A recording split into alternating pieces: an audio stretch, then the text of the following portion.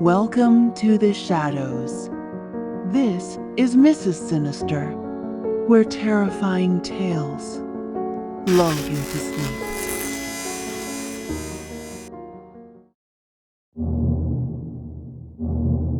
Neil stood in the driveway of the old ancestral house, keys in his hand, staring at the two-story structure that had been part of his childhood. The paint had dulled, the wooden frames had cracked in places, and the garden was an overgrown mess, yet it still felt suffocatingly familiar. It was the house of his father, George, the man he had avoided for more than 15 years. Neil hadn't expected to ever set foot here again. But the will had been read, and to his disbelief, George had left the property to him. His father's passing hadn't brought relief, only an uneasy confusion. Neil and George had been estranged since the day he left after high school, after years of enduring beatings and drunken rages. Now, standing here with his own wife and children waiting in the car, he tried to push away the memories that threatened to surface. Money had been tight for the past year. His job barely covered rent, bills, and food. So when the lawyer told him the house was his, it felt like both a burden and an opportunity. They could live here rent-free and start saving. Maybe finally crawl out of the financial hole. His wife Laura had hesitated when he brought up moving in. But when he explained how much they'd save, she agreed. The kids, Evan, 8, and Molly, 5, were just excited about having a bigger yard. The first week was nothing but cleaning and sorting. Dust clung to every corner, cobwebs hung from the ceiling, and the air smelled of old wood and something faintly sour. Neil boxed his father's things, clothes, papers, trinkets, and stored them in the attic, telling himself he'd go through them properly later. Most of the furniture was still usable, though it all carried that stale, aged scent. Laura took on the kitchen, scrubbing until the yellowed tiles almost gleamed. The kids ran through the rooms, their laughter echoing against the bare walls, seemingly immune to the oppressive stillness that settled over the house when no one was speaking. It began subtly. On their 4th night, Neil thought he heard a door close in the hallway, but assumed it was just a draft. The next day, while he was fixing a loose cabinet hinge in the kitchen, a sudden slam upstairs made Laura jump. She checked the bedrooms but found nothing out of place. By the end of the first week, both had heard what sounded like footsteps pacing on the landing after midnight, though the kids slept soundly through it. Neil told himself it was just the house settling, an old structure groaning after years of neglect. But then came the TV. It was a Tuesday evening. Neil had just returned from work, tired and ready to collapse into bed, when he stepped into the living room and saw the television glowing. It was tuned to static, the volume low but hissing. No one was there. He turned it off, only to have it switch back on as he walked toward the stairs. He stood there, staring at it, the remote untouched on the coffee table. Something about the flickering light reflecting off the walls made his skin crawl. Laura was quiet when he told her, but her eyes darted toward the kids, who were coloring at the dining table as if nothing in the world was wrong. Over the next few days, the incidents multiplied. Doors would open by themselves. Cold drafts swept through rooms even with the windows shut. Sometimes Neil would wake in the night and hear faint, muffled sounds, like someone speaking in the next room, though he could never make out the words. Laura grew tense, glancing over her shoulder more often, checking the locks twice before bed. The children, oddly, seemed untouched by it all.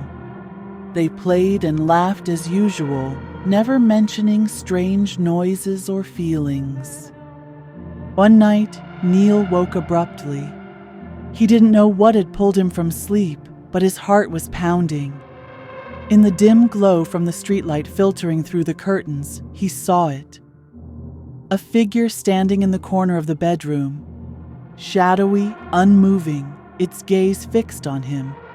He froze, unsure if he was still dreaming. The shape was tall, shoulders broad, and for a moment he thought it must be his father. The thought sent a mix of fear and anger surging through him. He blinked, and the figure was gone.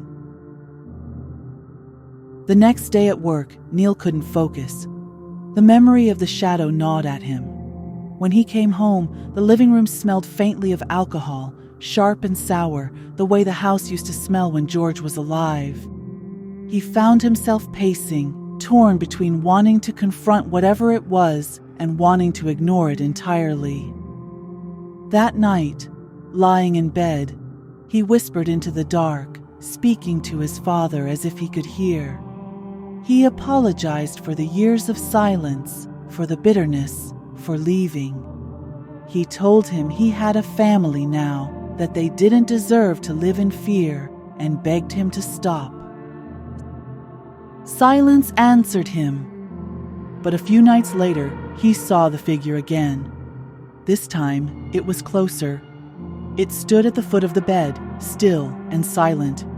But as Neil's eyes adjusted, he realized something was wrong. The shoulders were narrower, the posture different. His breath caught as the face began to take shape in the darkness. It was not a man.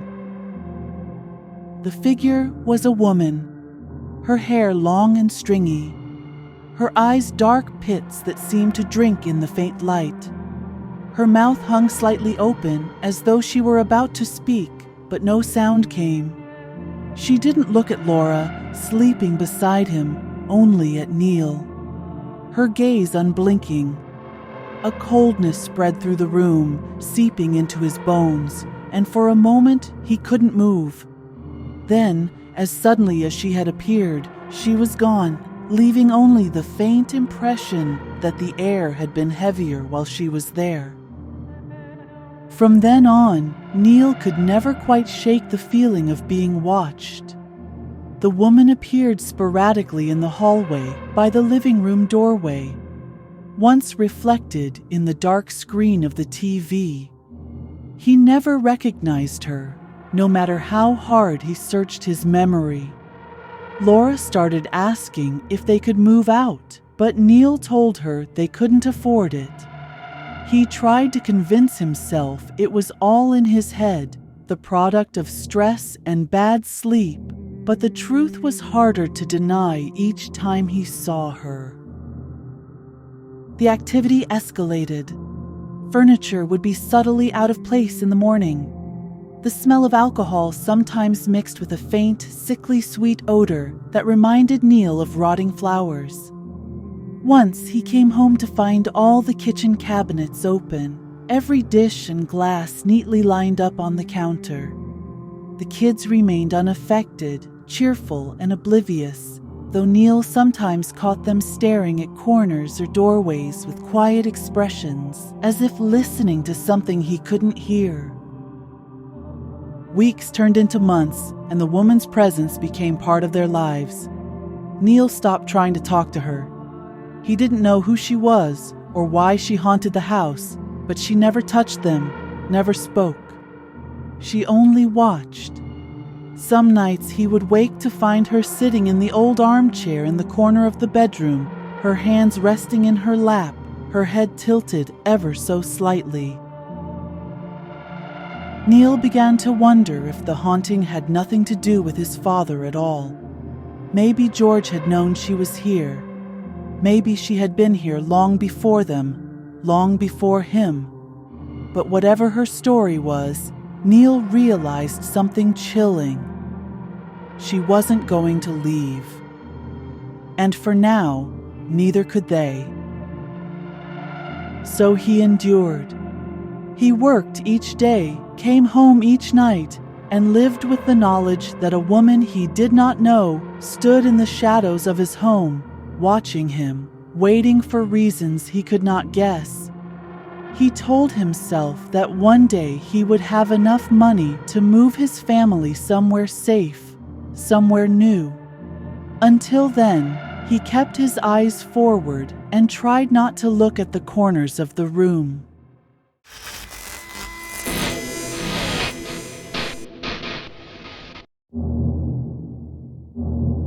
Lawrence had always imagined that if he ever found love again after the wreckage of his past relationships, it would happen slowly, cautiously, like a timid animal learning to trust after being hurt too many times.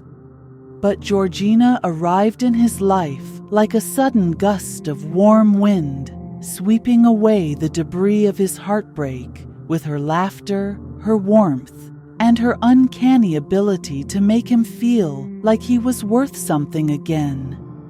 It was a whirlwind romance. They met through a mutual friend at a small gathering, and almost from that moment on, they were inseparable. Lawrence had been taken for granted so many times before, used for his kindness, left when he became inconvenient, that he hardly knew how to act around someone who seemed genuinely invested in him. Georgina was different. She asked him about his day, actually listened to the answer, and never made him feel like he was too much.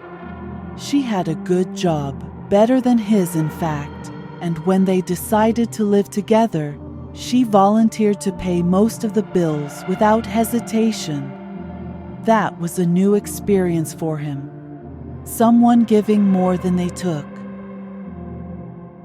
They found an apartment in an older part of the city, a 2-bedroom unit on the second floor of a faded but sturdy building. The walls were painted a dull cream, and the wooden floors had scratches that hinted at decades of tenants, but there was something cozy about it. They moved in during late summer when the air was thick and heavy, but their excitement made them overlook the stuffiness. The first few weeks were bliss. They stayed up late watching movies, tried new recipes together, and rearranged the furniture so many times that they lost count. Lawrence had a sense of stability he hadn't felt in years, and he thought, maybe for the first time in a long time, that everything was going to be okay. The first strange thing happened a little over a month after they moved in. Lawrence woke in the middle of the night, not to a sound exactly, but to a feeling, an odd stillness in the air, as though the world outside their bedroom had gone silent in an unnatural way. Then, faintly, he heard it.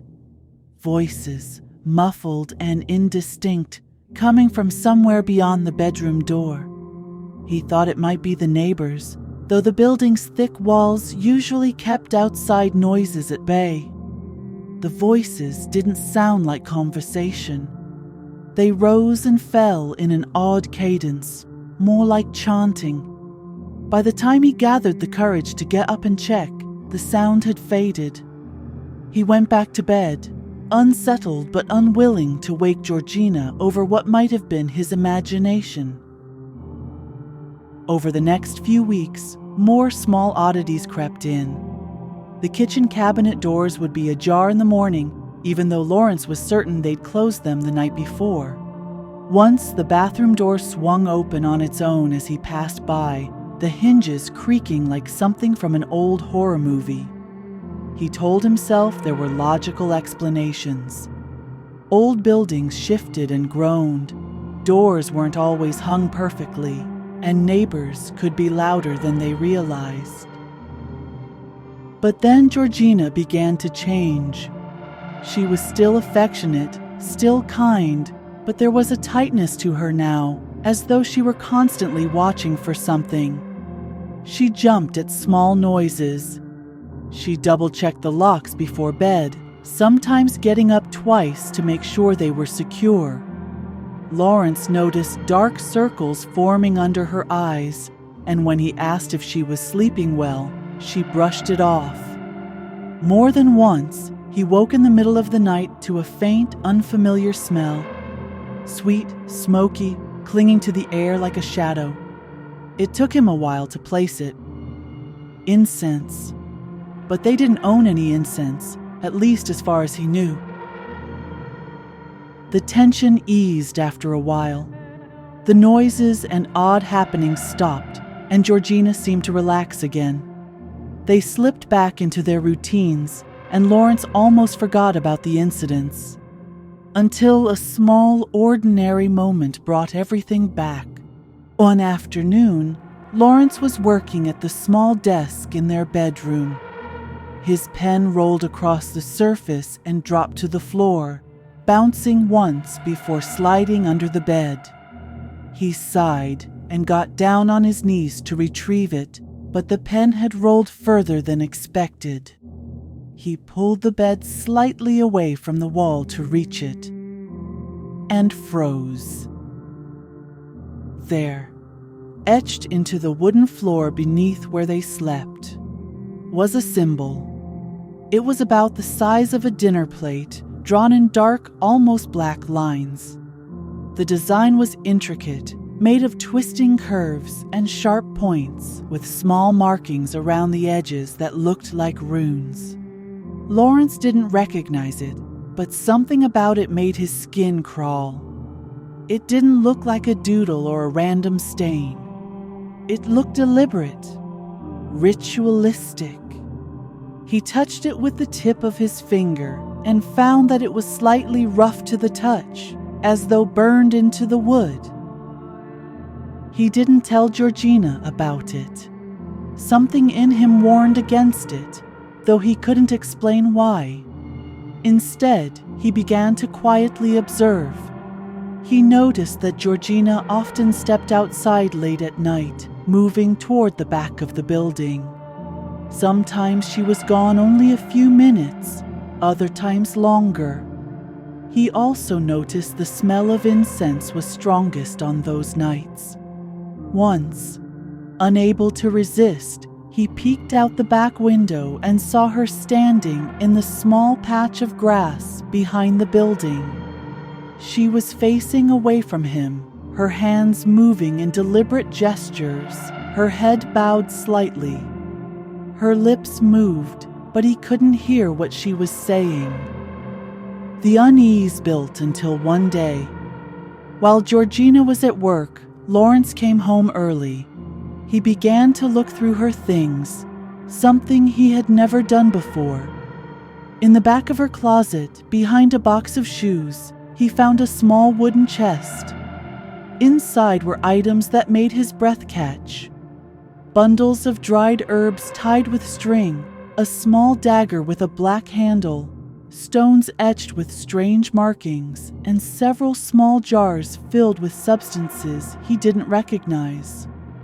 There were also a few candles, black, red, and white, and a small leather-bound book filled with handwritten notes and diagrams.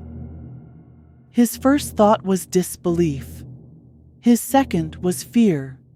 He had heard stories of people dabbling in witchcraft and the occult, but he had never thought Georgina would be one of them. She had never mentioned anything about it. That night when she came home, he confronted her. At first, she looked shocked, then resigned. She told him she practiced witchcraft, yes, but not for harm. She explained that the things he had experienced in the apartment, the voices, the moving doors, were not caused by her. On the contrary, she claimed, she had been the one keeping them at bay. She said she had sensed something in the apartment soon after they moved in, something old and unfriendly. The incense, the symbols, the rituals were all meant to protect them. The mark under the bed was a warding symbol, placed there to prevent anything from approaching them while they slept. Lawrence listened, torn between skepticism and a strange, reluctant belief. He remembered how the disturbances had stopped after she began her late-night rituals. He remembered how she had seemed so tired during that time, as though something had been draining her. If she was telling the truth, then she had been carrying the burden of protecting them without ever telling him. After that night, he didn't question her about it again. The weird happenings never returned, but his awareness of her other side never left him. He loved her, but there was a new kind of caution in that love now, a quiet respect for the power she might hold. He was careful with his words, careful with his actions, and though they continued their life together, a small voice in the back of his mind always reminded him. He didn't fully understand Georgina, and maybe he never would. And who knew what might happen if he ever gave her a reason to turn that power toward him?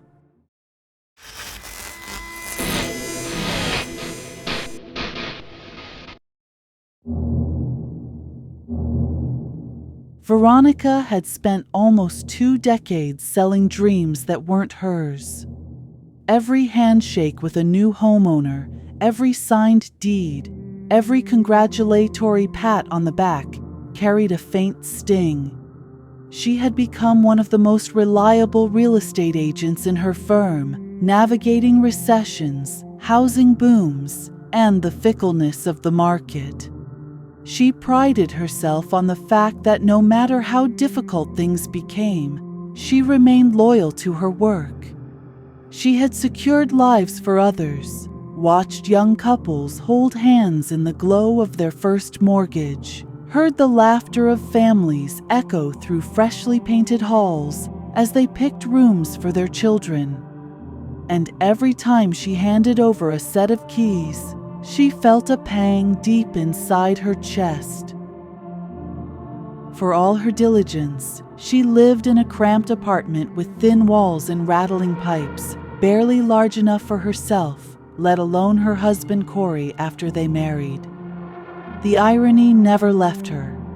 She could talk endlessly about neighborhoods, infrastructure, proximity to schools and hospitals, and the potential resale value of any home. Yet she herself went home every night to a shoebox of a space that smelled faintly of the neighbor's cooking and carried the muffled hum of traffic below. She often lay awake at night, staring at the ceiling, bitterly imagining the silence of her own house someday, a place she could finally call hers. Corey understood. He wasn't in the same field, but admired Veronica's patience and resilience. Together, with her savings tucked carefully away from years of commissions and his steady income, they began to dream properly. It wasn't an elaborate dream. Veronica was practical. She knew exactly how to find the best house their combined budget could allow. She knew how to negotiate rates, which mortgage schemes to avoid, which properties looked promising even if they weren't in glittering condition. When they pooled their money, she attacked the process like a professional, sharp and calculating, determined that this purchase would be both sentimental and shrewd. The house they chose seemed perfect. Small, yes, but new. A modest 2-story in a clean neighborhood not far from the city, but far enough to give them peace. It had a tiny patch of lawn out front, barely enough to plant a few shrubs. But for Veronica, who had grown accustomed to window boxes and potted herbs, it was a miracle. The place had modern wiring, solid foundations, energy-efficient windows, and appliances still under warranty. It wasn't flashy, but it was theirs. And when the papers were signed and the keys dropped into her palm, Veronica felt a trembling joy she had never known before. She and Corey embraced in the empty living room, dizzy with relief, laughter bouncing off bare walls. The first days in the house felt like a honeymoon. They unpacked slowly, enjoying the freedom of space, marveling at how their footsteps echoed through unfurnished rooms. They bought new furniture piece by piece, sometimes just sitting together on the floor with takeout containers, talking about what color curtains to buy or where to place their future bookshelves. Veronica often stood by the window at night, looking out at the quiet street and whispering gratitude in her head for all the sacrifices that had finally led here. But that fragile joy began to fray quicker than either of them expected. It was small things at first, so small that Veronica dismissed them. A kitchen cabinet door left ajar when she was certain she had closed it. The television turning on in the middle of the night, blaring static until one of them stumbled, half asleep, to switch it off. They laughed it off, blaming faulty wiring, remote interference, or even themselves. Corey suggested maybe she had forgotten to close doors in her exhaustion from work, and Veronica accepted it, though her mind tickled with unease. Then the lights started. The house had motion-detecting lights in the hallway and living room, a modern touch that made the property more appealing. But they began switching on when no one was near. Veronica would be upstairs folding laundry, only to see the glow seep under the door. She would check, certain that Corey had gone downstairs for a drink, only to find the living room empty and the light blazing as if welcoming someone unseen. Corey tried to troubleshoot it, checking sensors, even replacing bulbs. But the behavior continued, erratic and unsettling. At night, Veronica sometimes woke to the sound of footsteps across the wooden floor. At first she thought it was Corey, but when she reached across the bed, he was still there, breathing deeply in sleep. She told herself the house was settling, or that she had misheard, yet the distinct rhythm of footsteps refused to be mistaken. The pattern was deliberate, slow, as though someone was pacing the floor just below their room. The unease deepened when Veronica began to notice a faint smell lingering in the living room. It wasn't foul exactly, but acrid, like smoke clinging to fabric. She sniffed around, checking outlets, corners, even the furniture, but found no source. The scent came and went, arriving suddenly and disappearing just as quickly, leaving her dizzy and unsettled. Corey admitted he smelled it too, sometimes stronger than others, and they wondered if perhaps the wiring was faulty after all, something smoldering invisibly. Yet electricians found nothing wrong. The first time Veronica saw her, she thought exhaustion had finally tipped her into hallucination. It was late, the house dim except for the soft glow of the motion light in the living room. Veronica had gone down to get a glass of water. As she passed the stairwell, she froze. A shape moved near the couch, thick and amorphous, like smoke curling into human form. At first she blinked, convinced it was a trick of light, but then it condensed, darkening until the outline of a woman emerged.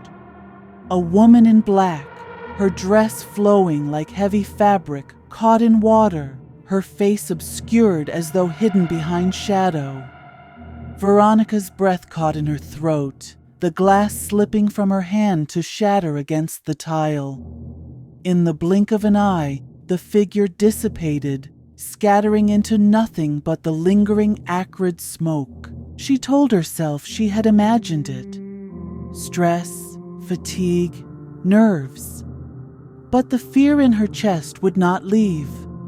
She did not tell Corey immediately, unwilling to admit she had seen something impossible. Yet she could not shake the sensation that the house had shifted around her, that something in its foundations had woken. It did not stay hidden for long. Corey saw her next.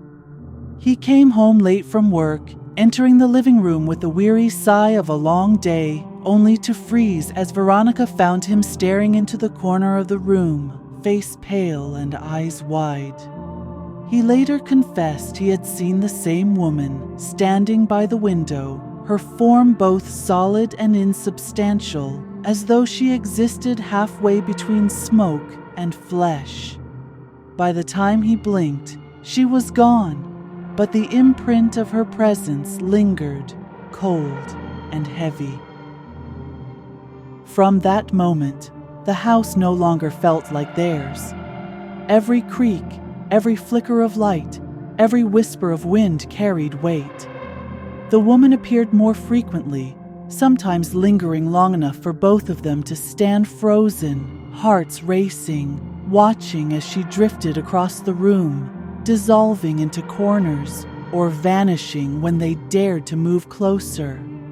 Sometimes the smoke curled up the walls, staining them black for just a moment before receding, leaving the paint untouched. Sleep became elusive. Veronica often woke with the sensation of someone standing at the foot of the bed. Sometimes she thought she saw the faint shape of black fabric in the dark, watching silently, dissolving when she blinked. Corey began to complain of dreams where he drowned in smoke, unable to breathe, a faceless figure leaning over him. Both of them grew hollow-eyed, snappish, worn thin by the constant edge of fear. Their home, the dream they had fought years to achieve, had become a cage. Veronica could barely walk through the living room without her skin prickling. Corey took to leaving the television on constantly, hoping the noise would mask the silence that pressed in. But the television often betrayed them, switching channels on its own or erupting into static when they least expected it. The house was no longer a place to rest. It was a place to endure. The worst moments came without warning. Veronica once returned home in the afternoon to find the house filled with smoke so thick she panicked, believing there was a fire. She dropped her bag and rushed through rooms, coughing, eyes burning, only to realize the smoke had no source. It clung to her clothes and hair, bitter and acrid. And when she stumbled outside, gasping for air, she realized none of the neighbors saw anything wrong. When she looked back, the smoke inside their house was gone, leaving windows clear and pristine, as though nothing had happened. Corey began talking about selling. At first, Veronica resisted. They had worked too hard for this. She had chosen carefully, had invested not just money but pride. Admitting defeat felt unbearable. But as weeks dragged on, their health began to crumble. Corey developed constant headaches, tension gripping his shoulders until he could hardly sleep. Veronica lost weight, appetite hollowed out by dread. They argued more, snapping at each other over petty things, both too tired and too afraid to admit the truth that weighed between them. They were not safe in their own house. Eventually, fear outweighed pride. Veronica realized she no longer cared about the financial loss.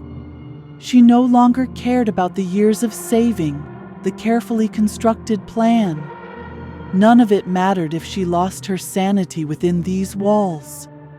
They put the house up quietly, not explaining the reason, spinning vague stories about needing to move closer to family. The loss was inevitable, but they welcomed it like relief. The night before they moved out, Veronica stood in the living room one last time, staring at the empty space where their couch had been. The air felt thick, heavy, and she knew she was not alone. The woman appeared again, darker than ever, smoke curling into folds of fabric, head tilting as if watching her. Veronica's chest clenched, but she did not scream. She only whispered goodbye in her heart and turned away. They left the next morning, not looking back. The house remained pristine, unsold for months, then quietly taken by another family who did not know what awaited them. Veronica and Corey moved back into a smaller space, not much larger than their old apartment. But for the first time in weeks, they slept through the night without waking in terror. It was a financial wound, but their minds, their fragile sanity, were worth more than any equity gained or lost. The dream of home ownership had crumbled into smoke, but at least they had escaped before it consumed them whole. Do you have a terrifying tale of your own? Send your story to officialmrsSinister@gmail.com. And don't forget to like, subscribe, and tap the bell. Sleep tight if you can. And remember, the things lurking in the dark are always watching.